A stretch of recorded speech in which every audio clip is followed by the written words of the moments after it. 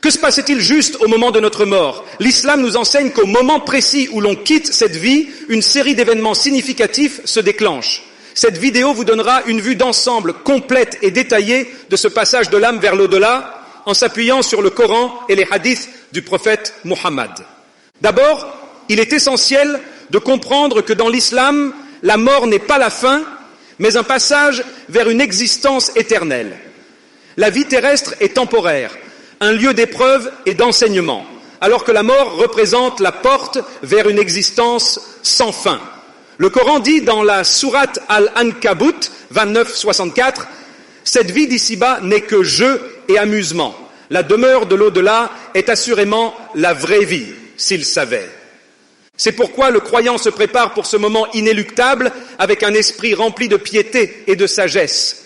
La mort nous appelle tous, riches comme pauvres, jeunes comme vieux. Ce que nous laissons derrière nous ne compte pas autant que ce que nous emportons, nos bonnes actions, notre foi et notre droiture.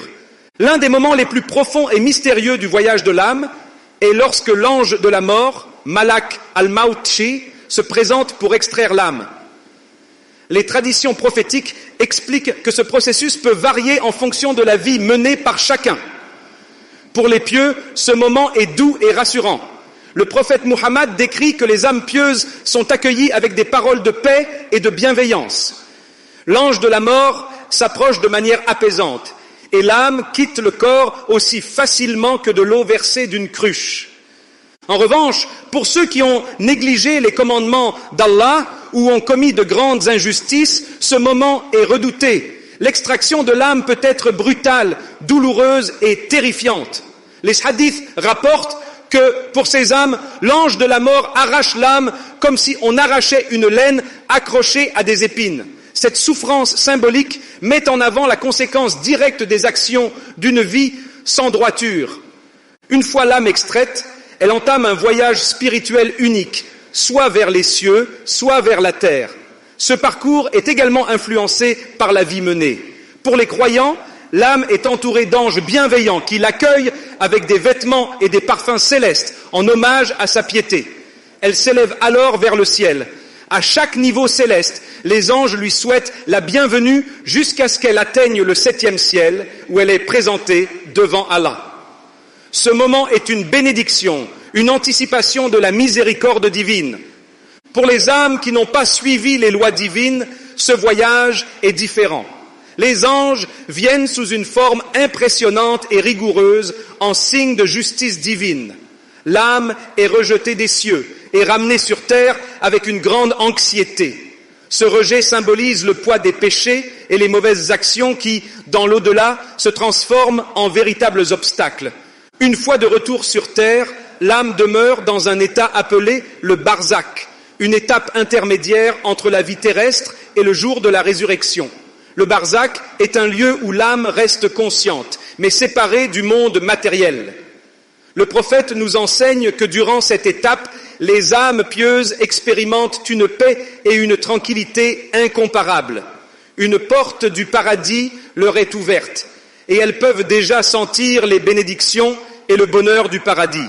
Elles sont entourées d'une atmosphère paisible, comme un avant-goût de la récompense à venir. Pour les âmes impies ou rebelles, le barzakh prend une forme différente. Une porte de l'enfer leur est ouverte et elles ressentent déjà une partie de la souffrance qui les attend. Cela les place dans un état constant d'angoisse et de regret. Ce tourment symbolise la gravité des actes qu'ils ont commis dans la vie et les conséquences qu'ils devront assumer. Après cette attente dans le barzakh, vient le jour du jugement, ou Yaoum al-Qiyamah. Ce jour-là, tous les êtres humains sont ressuscités pour être jugés. Le Coran décrit ce jour de manière grandiose et impressionnante où chacun sera appelé à répondre de ses actes. Ce jour, le soleil sera rapproché de la terre et tous les êtres seront rassemblés dans un état de stress intense, conscients de l'importance de ce moment. Le livre des actions où chaque acte de notre vie est consigné nous sera présenté. Chaque parole, chaque action, chaque intention y est inscrite, que ce soit le bien ou le mal. Allah dit dans la sourate Al-Zalzala 99, 7, 8 « Quiconque fait le bien, fût-ce du poids d'un atome, le verra, et quiconque fait le mal, fût-ce du poids d'un atome, le verra. Ce verset souligne la justice divine et rappelle que même les plus petites actions sont enregistrées et prises en compte. Ceux qui reçoivent leur livre de la main droite recevront la bonne nouvelle de leur succès et de leur entrée au paradis. Les hadiths rapportent que ces personnes vivront une joie immense, célébrant leur succès avec ceux qu'ils aiment. Mais pour ceux qui reçoivent leur livre de la main gauche, c'est un signe de réprobation et de punition. Ce moment redouté est pour eux un instant de désespoir et de regret. Enfin, après le jugement, vient le passage au-dessus du pont Sirat, un pont extrêmement fin et tranchant, suspendu au-dessus de l'enfer. C'est une dernière épreuve où seuls les véritables croyants, avec la grâce d'Allah, pourront traverser en toute sécurité. Les hadiths expliquent que la rapidité et la sécurité avec lesquelles on traverse ce pont dépendent de notre foi et de nos actions dans la vie. Certains le traversent en un éclair, tandis que d'autres y trébuchent et peuvent même chuter. Ce pont est l'ultime test de notre foi et de notre droiture. Dans l'islam, le paradis, Jannah, et l'enfer, Jahannam, représentent les destinations éternelles qui attendent chaque âme après le jugement. Ces lieux sont décrits dans le Coran et les hadiths comme des réalités bien distinctes, préparées pour les croyants et les incroyants, et leur description regorge de détails symboliques qui ont pour but de nous enseigner la miséricorde d'Allah, mais aussi sa justice. En méditant sur ces descriptions, les croyants sont invités à se rappeler le but de leur existence et à vivre une vie de droiture. Le paradis, ou Jannah, est décrit dans le Coran comme un lieu de paix, de beauté et de bonheur éternel, réservé aux croyants qui ont mené une vie vertueuse et obéi aux commandements d'Allah. Le Coran dépeint le paradis avec des images saisissantes, des jardins verdoyants, des rivières coulantes de lait, de miel et de vin, des arbres aux fruits abondants et des demeures somptueuses. Ces images symbolisent la perfection, la paix et l'abondance que l'âme humaine désire naturellement, mais qui ne peut être pleinement réalisée dans ce monde transitoire. Le Coran décrit également le paradis comme un lieu où les croyants seront entourés de bénédictions inimaginables. Dans la sourate Al-Insan 76, 13, 14, il est dit « Là, ils seront allongés sur des divans, n'y voyant ni soleil, ni froid glacial. Ces ombrages les couvriront de près et ces fruits suspendus seront abaissés à portée de leurs mains. » Cette image évoque un monde sans fatigue, sans effort et sans souffrance, où les croyants sont comblés de bienfaits sans jamais en être privés. Les descriptions du paradis incluent également des rivières qui coulent à travers les jardins, des rivières d'eau pure, de lait, de miel et de vin, des boissons que les habitants du paradis savourent sans en subir les effets négatifs. Allah dit dans la sourate Mohammed 47, 15, « Voici la description du paradis qui a été promis aux pieux. Il y aura là des rivières d'eau incorruptibles, des rivières de lait au goût inaltérable, des rivières de vin délicieux à boire et des rivières de miel purifié. » Ce verset transmet l'image d'une abondance parfaite où chaque besoin est comblé et chaque désir satisfait. Le bonheur dans le paradis ne se limite pas au plaisir physique. Les croyants y connaîtront également un état de satisfaction spirituelle totale. Ils seront en compagnie de leurs proches, des prophètes, des justes et des martyrs. Plus important encore, ils pourront contempler la face d'Allah, un honneur réservé aux habitants du paradis, qui représente l'accomplissement ultime de leur existence. C'est ce que le prophète a décrit comme le plus grand des bienfaits pour les gens du paradis, une vision qui surpassera tous les plaisirs matériels. Dans la théologie islamique, le paradis comporte plusieurs niveaux, et chaque croyant y occupe une place en fonction de la qualité de sa foi et de ses actions. Ces niveaux permettent aux croyants de percevoir leur propre croissance spirituelle et de voir les récompenses directes de leurs actes sur terre.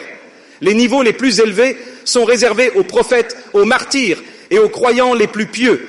Al-Firdaus, le niveau le plus élevé, est décrit dans plusieurs hadiths comme le lieu où résident les prophètes et les proches d'Allah, les serviteurs les plus fidèles.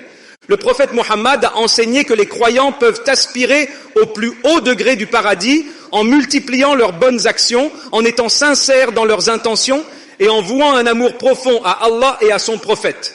En cela, l'islam enseigne que chaque acte, aussi petit soit-il, peut faire une différence dans notre destination finale. À l'opposé du paradis se trouve l'enfer ou Jahannam, un lieu de tourment réservé aux âmes qui ont nié Allah, rejeté ses commandements et persisté dans l'injustice sans se repentir. L'enfer est décrit dans le Coran avec des images puissantes et effrayantes. Un feu intense, des boissons bouillantes, des chaînes et des liens et des souffrances sans fin. Ces descriptions, bien qu'impressionnantes, servent de rappel pour nous dissuader de prendre à la légère nos actions et de négliger nos devoirs envers Allah. L'enfer est décrit dans la sourate Al-Mulk 67, 6, 7. Ceux qui n'ont pas cru en leur Seigneur auront le châtiment de l'enfer. Et quelle détestable destination! Quand ils y seront jetés, ils lui entendront un gémissement tandis qu'il bouillonne. Ces versets rappellent la gravité des conséquences d'une vie passée dans l'incrédulité et l'arrogance. Le feu y est décrit comme un feu qui consume éternellement, ne laissant ni repos ni soulagement. Il est dit que l'enfer a plusieurs niveaux, tout comme le paradis, et que la sévérité de la punition varie en fonction des actes et de l'intention des personnes. Les plus bas niveaux de l'enfer sont réservés aux hypocrites et à ceux qui ont consciemment rejeté la vérité après l'avoir reconnue. D'autres niveaux concernent les pécheurs qui n'ont pas cru en Allah ou qui ont causé des maux graves, tandis que les pécheurs musulmans qui n'ont pas été pardonnés par Allah pourront y séjourner temporairement avant d'être admis au paradis par la miséricorde d'Allah. Malgré les descriptions effrayantes de l'enfer, il est important de noter que l'islam met l'accent sur la miséricorde d'Allah. Allah nous informe qu'il est le tout miséricordieux, le très miséricordieux, et que sa miséricorde surpasse sa colère. Ainsi, il a promis de pardonner tous les péchés pour ceux qui se repentent sincèrement avant leur mort, aussi grave soit-il. Cette miséricorde divine est un message d'espoir pour chaque musulman, rappelant qu'il n'est jamais trop tard pour revenir à Allah, pour demander pardon et pour se réformer. Dans certains hadiths, il est rapporté que même certaines personnes ayant commis de grands péchés pourraient finalement être retirées de l'enfer grâce à la miséricorde d'Allah et aux supplications des croyants. Cette idée renforce l'importance de prier pour les autres et de demander constamment la miséricorde divine. Le paradis et l'enfer, au-delà de leur aspect descriptif, servent de rappel puissant de la finalité de l'existence humaine. L'islam enseigne que notre vie actuelle est une épreuve et que le succès véritable réside dans l'obéissance à Allah, dans la recherche de sa satisfaction et dans l'évitement des actions mauvaises.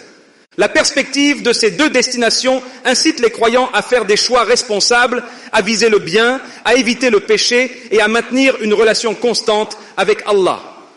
Chaque action dans cette vie est ainsi chargée de signification, chaque intention et chaque choix pouvant influencer notre destinée finale. Le Coran nous invite à méditer sur ces réalités pour nous inspirer à être plus miséricordieux, à agir avec justice et à rechercher le pardon. La prière, la charité, l'honnêteté et le repentir deviennent alors des clés pour atteindre le paradis, tandis que l'orgueil, l'injustice et la désobéissance sont des voies vers l'enfer. L'islam nous encourage à nous préparer pour la mort en multipliant nos bonnes actions, en nous repentant sincèrement, en pardonnant et en cherchant à purifier nos intentions. Chaque prière, chaque acte de charité, chaque effort pour suivre le droit chemin compte. Notre but n'est pas de redouter la mort, mais de l'embrasser avec confiance et sérénité, en ayant la certitude qu'Allah est miséricordieux envers ceux qui se tournent vers lui avec sincérité. Merci d'avoir regardé cette vidéo et j'espère que ce rappel vous inspire à vivre chaque jour avec un cœur dévoué à Allah. Que nous soyons tous guidés et que notre fin soit paisible. Assalamu alaikum wa rahmatullahi wa barakatuh.